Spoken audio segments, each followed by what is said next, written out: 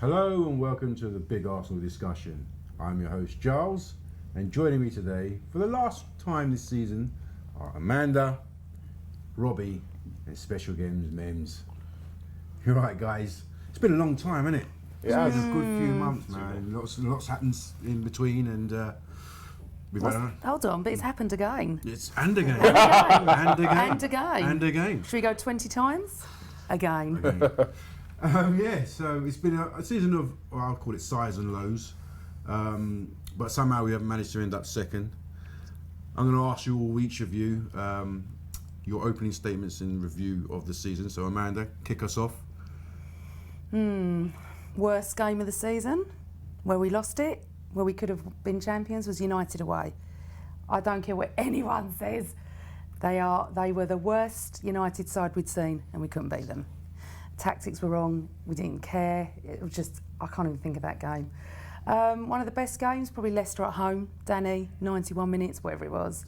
But I have to say congratulations to Leicester. Loved it. Absolutely loved it that a small club like that won it and won it well and played football every game. What anyone else thinks about that, I think they played great football. How we ended up second, don't know, because Spurs lost the 2-horse race and came third. Last game of the season was strange because it was so funny, hilarious. The atmosphere was brilliant. The Aston Villa fans were brilliant, and you could feel the pockets of the crowd when Newcastle had scored. Like, right, I do get what some ex-Arsenal players are saying about the fact that we celebrated coming above Tottenham, but I think it was more of taking the piss out of them. We know that we could have won it this season if you'd have bought what we needed. And what did I say at the very beginning of the season? We would walk the league. That's hounded me. If you'd have bought what we needed, 10 points, Swansea, United, etc. So, a weird season. I haven't enjoyed it that much, to be honest. I'll come to Mems. I agree with Amanda, actually. It's been, I do. It's been a season of missed opportunities, I believe. If someone had said to us at the beginning of the last season that we would finish above the top clubs, the Man Uniteds, the Chelseas, City, if we would have finished above them, we would have all been happy. But to think that Leicester somehow out of nowhere just won the league, no, it's just a missed opportunity. This was our season. This was our opportunity to win the league. And like Amanda says, if only we would have strengthened last summer. The signing of the Czech was just not enough. We all knew what we wanted. We needed that DM. We needed that striker. It's just a missed opportunity. And overall, finishing second, yeah, it's an improvement on the previous years, But to finish behind Leicester, it's just hot, This is a missed opportunity. And we beat them twice as well. We beat them twice, yeah. But it's like you as well. The game against United, that's when we wanted us to step forward and to show the character and to that was our opportunity. But to go there and play a weak United team like that and to not just turn up, it just. And the Liverpool game as well, when they scored late on.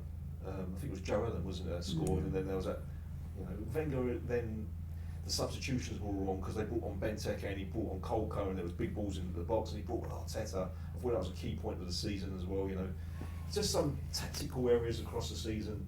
Yes, we finished second, and I know a lot of Arsenal fans are going to be happy with that, but in the great scheme of things, we finished second behind Leicester.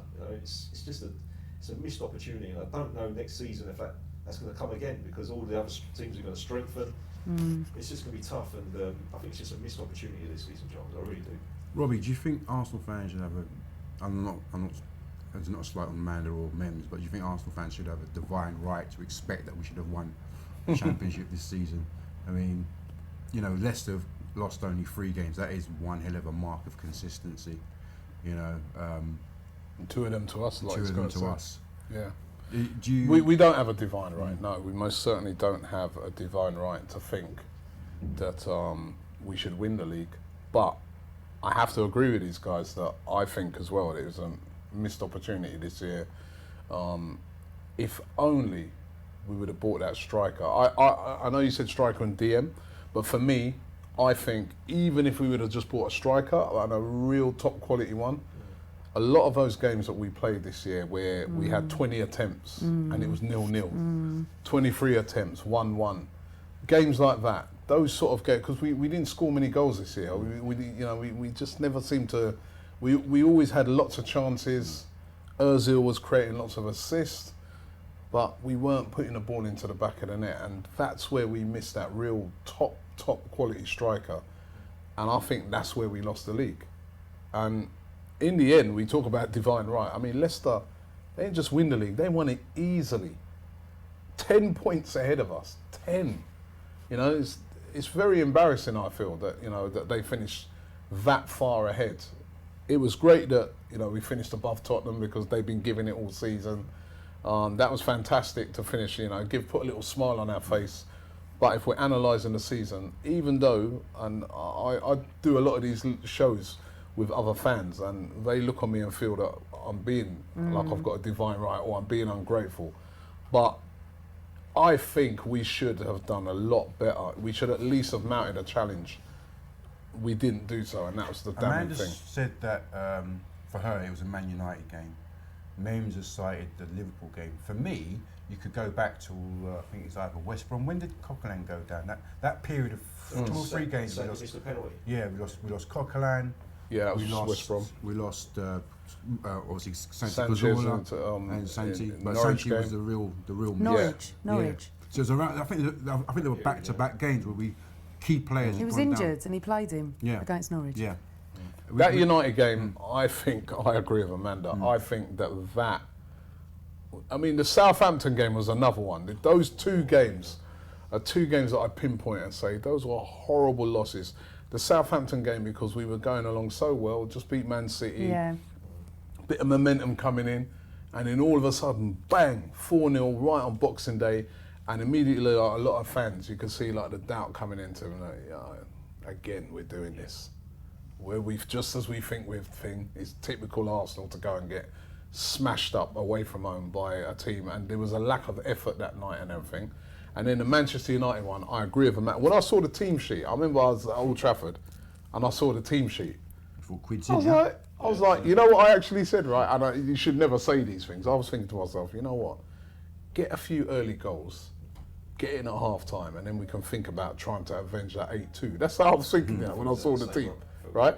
And then United, who throughout the season were getting slated for their fans because practically every time it's half time, it's 0-0. Are beating us 2-0 at half time. I'm like, what's going on? It's Arsenal. You know?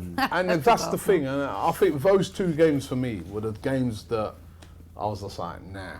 Some people have cited the Chelsea game, the one we lost at home, as another. That's another. Moment. Yep. When Mertesacker got sent off, yeah. You know. Because again, we were on the up with those games, weren't it? Yeah. And then we're just. Yeah. It's baffling to see how, for me, the lack of tactical diversity, you know, overplaying certain players, obviously not bringing in people at the beginning of the season, but for me it's baffling that Wenger hasn't got the most out of this squad, because I believe, even though we only got Czech in the summer, I still believe that this squad could have done a lot better than it actually has. And when you think the players saying that they've actually lacked focus, I think Ozil said about a month ago that there were certain key points in the season where the players lacked focus.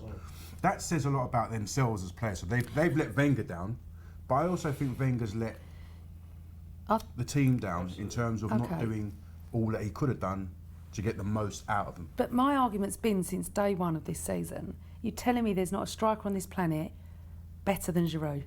On this planet, he couldn't find one on this planet. He's not found one Giroud for 4 didn't years. score from January to what? April? Now, Whenever it was, right? I'm not here to slate Giroud.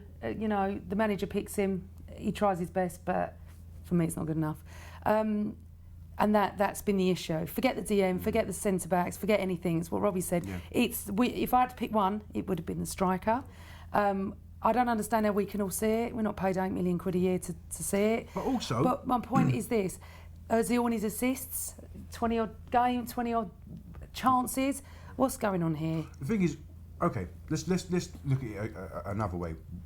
Obviously, Giroud has been goalless for 15 games. We hadn't brought in another striker. But what about the people around him? What about Sanchez? Alexis didn't play. But hold on, didn't play. Alexis didn't play. Sandy didn't play. Yeah, but you can't always depend. You can't just depend on Of course you Giroud. can't. But Joel Campbell So, came on and did a great job. Walcott. Well, I think been off Theo, form. he's the next big one Yeah. because Yeah. remember it was Wenger was saying, I've got Giroud and I've got Walcott. I remember we finished off last season by playing Walcott Yeah. up front, and he scored that hat trick and At the everything, beginning of and this then he went season. and then he went to the final. Got that great goal that got us going to win the FA Cup, and then started off a season okay, then just fell away. So basically, the two strikers that he's depending on, both didn't deliver for him this season. But they haven't delivered regularly, Rob. So if you know that, then you replace. Well, and get listen, better. I can't. I was, and at the time, you guys know I do this transfer show. I was completely baffled because there were strikers available, and we didn't go and get them. And I was just completely baffled by the whole thing. And I just feel that is the thing that really came out to haunt us. Also, sorry, 1 second. If you don't play to Giroud's strengths, you can't expect him. See, this is the thing. I'm not here to slate Giroud. You're not playing to his strengths. If Wenger doesn't want to play to his strengths, then you have to buy someone that is going to fit in to what he wants. Yeah. It's pretty simple, and I don't even play football. So either play to his strengths or you don't. All right? Also baffling as well was that he didn't buy a striker knowing Danny Welbeck was injured as well. Yeah, well, yeah. And, Yeah, you know, well, and again. You know, he must have known Danny Welbeck wasn't going to be fit when. Yeah, because it was announced just after. after. Remember? Yeah. he did know, and he announced that. Yeah, and the thing is, well, when Welbeck broke into the team, you see against Everton away, the difference he made. Difference, Where a striker went up front. I mean, I thought that was probably A striker that could get in behind. Yeah, well, especially when Iwobi was playing there, Yeah. the link-up play with Welbeck up top was, I thought, was probably our best away performance of the season. Yeah. But it's just what you touched on, Joel, about the motivation to get the players. If you look at our players that we've got at the club, I actually think that we've got a nucleus of good players. But it's just getting that formation right, getting them to play together as a unit. Like you said about motivation and tactics and things like that. You look at Leicester, you look at the players they've got, but they've won the league. You see the way that they've fought for each other, the motivation, the spirit they've got in that team. You've got Drinkwater, Hoof, Kante, you know, Mahrez, you've got Vardy. journeyman there, and yet Fuchs, you've got Ranieri, the motivation. Why can't Wenger do that with our players? That's what I don't understand, you know. And they've won it with a 4-4-2, and we've all been told for years that you can't win nothing with a 4-4-2. When's the last time Arsene Wenger played with two strikers down the middle? Do you know what I mean? It's I want to see Arsene Wenger doing something different, new tactics. You know, just trying new things against opponents. You know, at home, like what we said earlier on, that when we're playing lesser teams at home, play two strikers. Don't play at DM. Mix it up a bit. We're too predictable. We're stale, as the milk says. You know what I mean? I agree, and that's the what I try to elicit out of you guys. Not only about Giroud and the lack of signings, but what we're not getting from the team as a whole. Because man for man, you put our squad down on paper at the beginning of the season, and Leicester's squad down on paper at the beginning of the season. There's not many that you would have chosen from Leicester ahead of Arsenal's squad. But yet, as you said, Ranieri, the tinker man, hasn't tinkered. But he's elicited the maximum out of his squad. I'm not sure how many injuries they had as well. They didn't. Vardy didn't play a couple of There's games about- because of being banned. I think about 8 of them played 80% of their games or more. Makes a difference. It Doesn't does make a difference. Yeah, I mean, But you know, still. injuries hampered us, but every again, season. we said this at the start again about injuries. We said that if you know you're going to get injuries, which we always do, overcompensate. Have a squad that can deal with that, and we didn't. So when you said about the DM one, I remember when Coquelin got injured, everybody just went like this. I remember interviewing some fans after the game, and they were like, we knew this day was coming. Yeah. I remember the big We know. discussion last year, and you said what happens when Coquelin gets Yeah. injured, because we knew Arteta Yeah. didn't have the legs. You know what I mean? And unfortunately, Wilshere was injured at the time as well. It's just unfortunate, but like Arteta himself, I think, he even came out at the end of the season and Credit to said him for that, saying that. you know, I realise I'm not good enough now to play. His legs are gone. Well, so that's the season review. Thankfully we've done it again. They're still in our shadow. And again. And again. And again. And again. They're still in our shadow. Leave your comments in the box below, and thanks for watching. For all the best coverage of this year's Euros, get along to my brand new channel and subscribe right now. Subscribe to a man like Robbie.